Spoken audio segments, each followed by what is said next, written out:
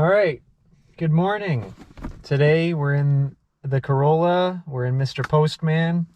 We're gonna be installing a vintage head unit into the car because the other week I got into a car accident and now my radio faceplate doesn't stay fully in place. So now I can't use my iPod connectivity, and the radio thing barely works. I have a CD stuck in there because the CD player doesn't want to eject anymore or play, which is really fun. So I picked this up off Facebook Marketplace for $80. I kind of ripped myself off because I didn't research and realize that you can buy like a much nicer single DIN off Crutchfield for around $80 nowadays that has iPod connectivity and stuff like that. This is old school, all right? This has CD, radio, and a CD changer port on the back. Unfortunately, they did make a model that does aux and iPod connectivity from the like straight out of the box, but that would be designated as a UHB variant. This is just the standard variant, and this is what I like to call period correct, because every review I've seen online for this head unit specifically is from the year 2000 and up. So definitely period correct, but I've heard good things about it. You know, you got about 22 watts RMS, which is, I think, amazing. I have the radio. Nothing in here has been opened. This radio's never been used, so everything is still in the packaging. I've opened it up to verify that. And sorry, there's stuff on my GoPro screen. And yeah, this radio has never been installed from what I can see, so this is truly new old stock. We're going to be getting rid of this shitty dual unit here, dual brand, not dual DIN. Yeah, so when I got this car, it had this head unit already installed, and not very well. As you can see, he used the dual DIN cage, and it's kind of pressing out the trim here, combined with this aftermarket adapter plate. When I got into a car accident a couple weeks ago, the retainer tab for the faceplate here broke. So the iPod dock doesn't work anymore. The CD player, I have a disc stuck in there because I tried to put one in to listen to when I realized the iPod thing stopped working, and now it's stuck in there and it won't even play. The aux cord works, I found. But yeah, if you go over a hard bump, the faceplate dislodges, and then it goes into like this infinite loop of booting up and booting down. So half the time I just take the faceplate off and chuck it into the footwell. So yeah, this is coming off. This never really fit well. I've never really been a huge fan of this radio. So I'm kind of happy to be uninstalling it. Like, I don't even have the bezel installed because it doesn't even fit. Like, everything's on there so tight, it doesn't even really function properly as a radio. You're sitting on my camera mount for my Hamlet, by the way, if you're wondering why you're on an angle and dislodged and stuff like that. So I don't know what the wiring looks like behind this thing, but that's what I'm setting out to kind of figure out today. I want to see if he actually went the smart route and used a harness plug adapter, or if he just snipped the factory wiring harness and soldered everything hard to this radio harness. I'm kind of hoping for the first out of those two realities, because that'll make my life a whole lot simpler. If he's already got an adapter harness plug back there, that means I just need to cut and paste it onto this harness for this radio, which again is unmolested. This radio has never been installed in a car. The remote has the factory battery still, I think, with it, but this gentleman was very nice and included a brand new watch battery for me, because that one is probably so old that it would crack the casing and spill lead all over the inside of the untouched remote, and that would be a sin. So my first thing I'm going to do right now is I'm going to put this radio somewhere where I'm not going to drop it, and I'm going to break out my trim removal tool. And the first thing that's got to come off, you got to kind of do a backwards operation thing here, is I got to take the shift knob off, then from there the shifter trim, then from there you're gonna go up to the center console trim, and you're gonna take off the Phillips screws that are hiding underneath here and in here, and then this all pops out. And then from there you can take this very loose fitting vent trim, and then after you've taken out all that, then you can get it to the radio cage. So I'm gonna start doing that right now. Set you up. Hopefully you can see that. All right. Spin my knob here.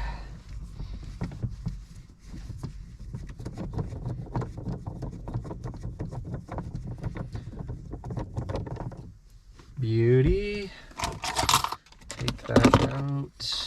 Oh, what's this? Oh. Get my cup phone out of the way. Oh, there's the spring from the retainer in my cup holder. Okay. And then you're gonna have the wiring for the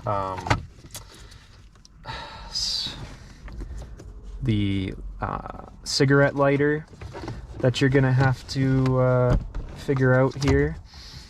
One of them is a push release, the gray one, and then the other one just kind of slides off. I think that's the gray one is for the backlighting.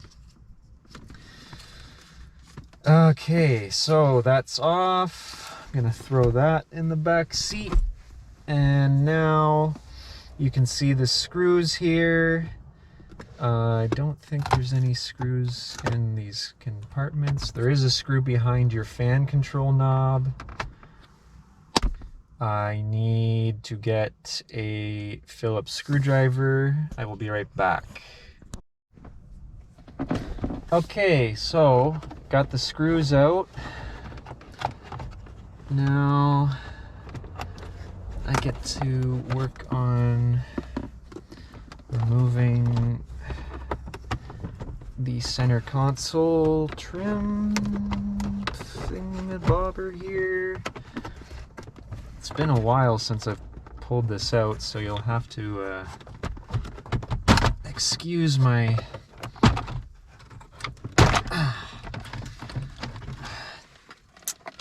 yeah. Okay, so once you have this removed, you can either set it aside, or there's 4 plugs back here for, you know, your defroster, your passenger airbag warning, your clock, and your hazards. I'm just gonna let it chill. Okay, and then we're gonna move you up here so you can see the radio now. I don't believe there's any screws. This should just pop out with your trim removal tool. I'm gonna go along the top here. Sorry, my GoPro decided it didn't want to record. You're gonna get all the little trim tabs along the top and the side. Okay, now we're getting somewhere. Oh, my mistake. There are 10 mils in there, but I don't believe we have to worry about that quite yet, unless I've forgotten. I can go and reference. I have another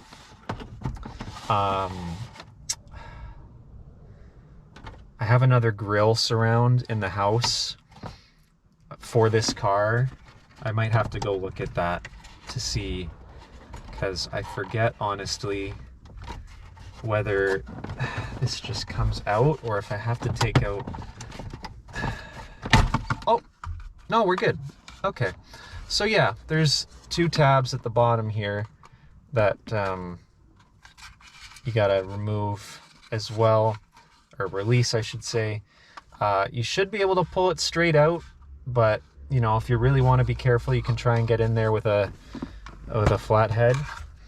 So now we're looking at, you know, the cage and stuff like that. And as you can see, this thing's in there pretty loose as it is. So I'm gonna take the faceplate off while I'm doing this so I don't damage it.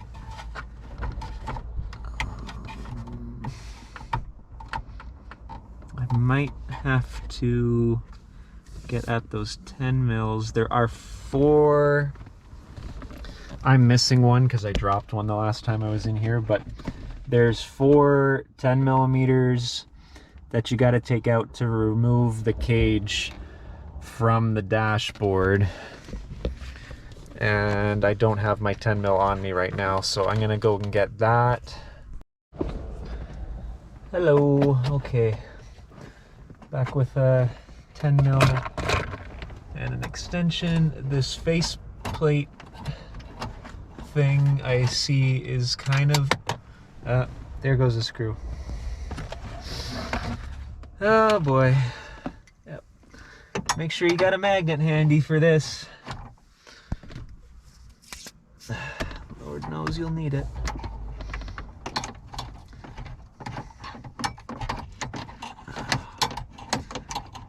Now I gotta go looking for that damn screw. Not gonna be fun. Not gonna be fun.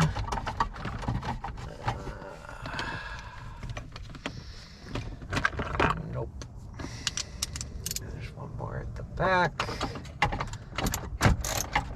All right.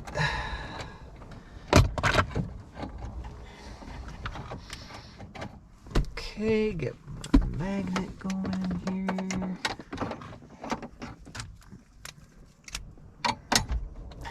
Oh, oh fuck. Oh, come on. Yeah, there we go.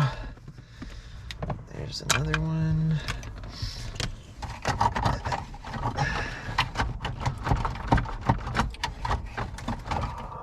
What a disaster this all is. Yep. Oh yeah. Oh boy. This. Ah, there we go.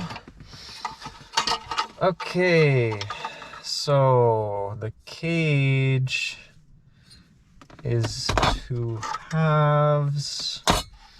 This is the faceplate thing. Put that off to the side, and then we've got our radio. Okay. Put this on here. Yep.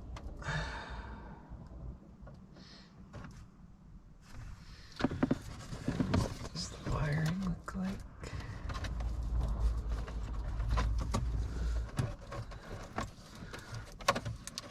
Oh.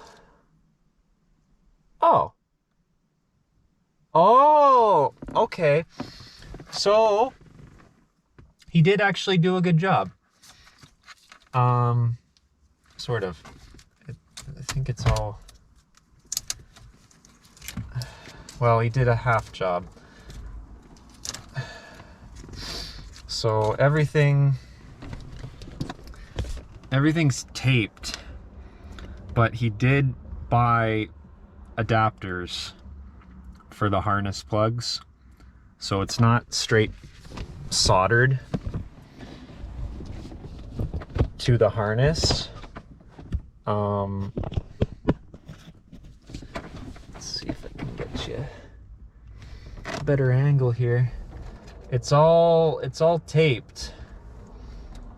it's all, yeah, it's all just twisted together and taped up underneath this electrical tape.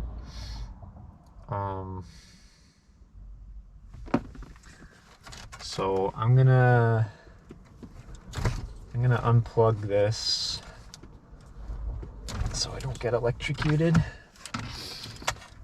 And then you gotta unscrew this radio plug for the antenna. And there you go. That's who I'm working with here. All right, well, that's good at least. Now I can attempt to fix this for my new radio setup. But my only thing now is I have to go looking for the screws in the dash now before I can really proceed, because otherwise I'm not going to have enough screws to put this all back together. It's a shame I couldn't keep using this. It's actually pretty nice. You got like 3 preamps. Like that's pretty nice. Yeah. Such is life, I suppose. I'm gonna pause the video while I look for those screws, because you guys don't need to see that. And I'm also probably gonna have to go and get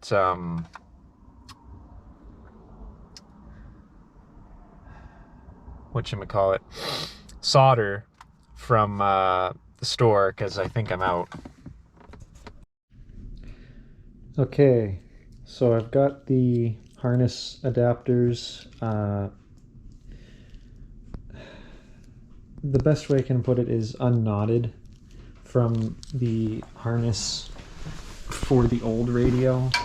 I'm gonna put some pictures up to show you how this was when I took all that tape off.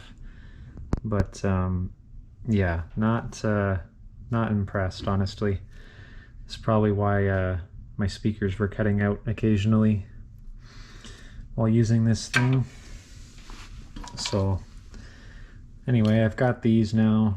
I'm gonna look up the diagram in the user guide to see how these wires are gonna get hooked up.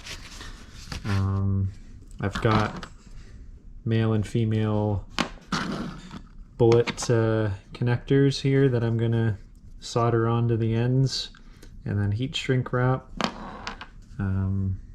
Yeah, and then I'll show you when I'm done with that, and then we'll go back to the vehicle and hopefully we'll be reinstalling the radio. Okay, after a couple hours of work, got the new harness ready to go. Got all the colors matched up with male to female plugs, makes it kind of idiot proof. Got all our speaker connections, our ground, our main power, our ignition. I'm not using the amp signal or the alarm system,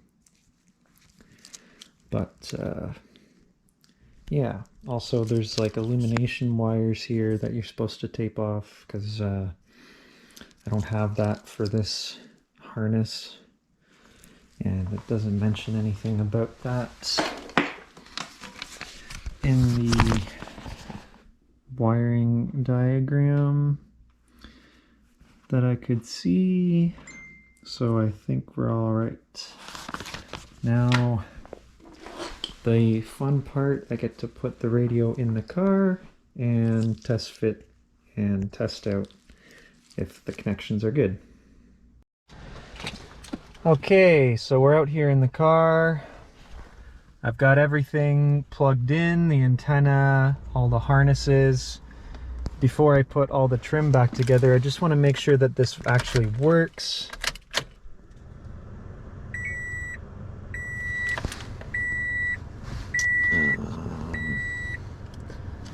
We're not off to a good start. It doesn't work.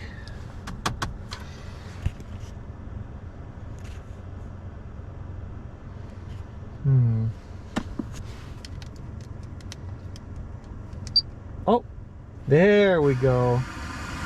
Okay.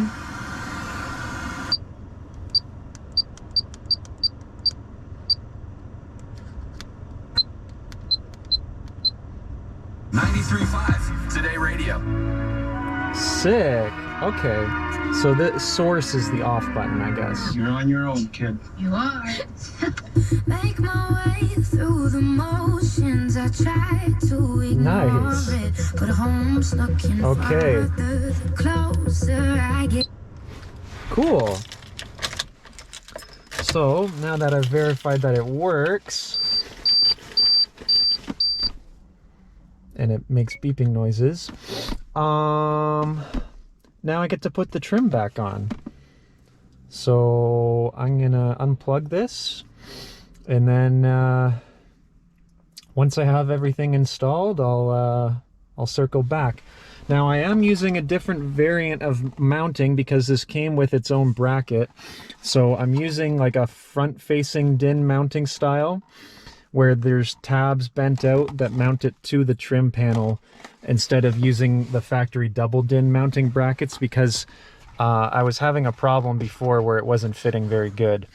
So there's also a rubber bushing on the back that's going to bottom out on the back in the dash there, and that's adjustable as well. So yeah, hopefully it'll actually fit like proper and it won't have this weird faceplate kind of sticks out sort of ordeal look to it. But you guys are going to see that real soon, so hold tight. All right, so this is what it looks like all together. Much better than the original, honestly. I really like the way that looks. Very period correct, sits nice and flush.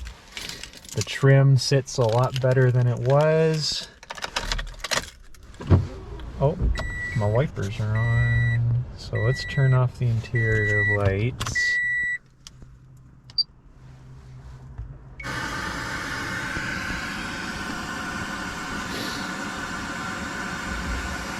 Okay. So that's the volume. And then we use the tuner.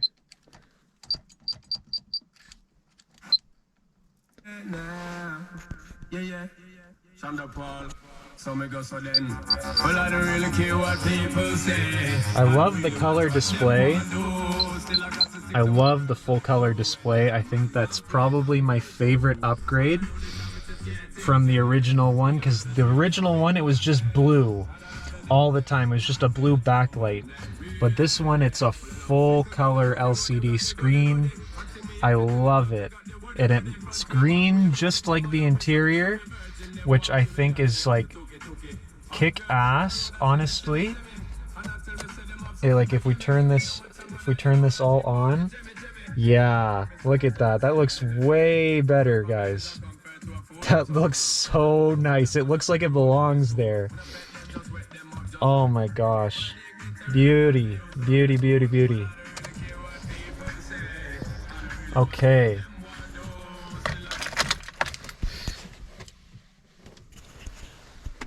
So that's gonna have to do it. It makes weird beeping noises when you shut off the car. I hope you guys learned a little something, even if you already know how to install a radio. I think this was a really cool thing. I've been wanting to do this for a long time. I've been wanting to get rid of the radio that came with this car, and I'm really glad that I was able to make this old school head unit work. So yeah, don't forget to subscribe.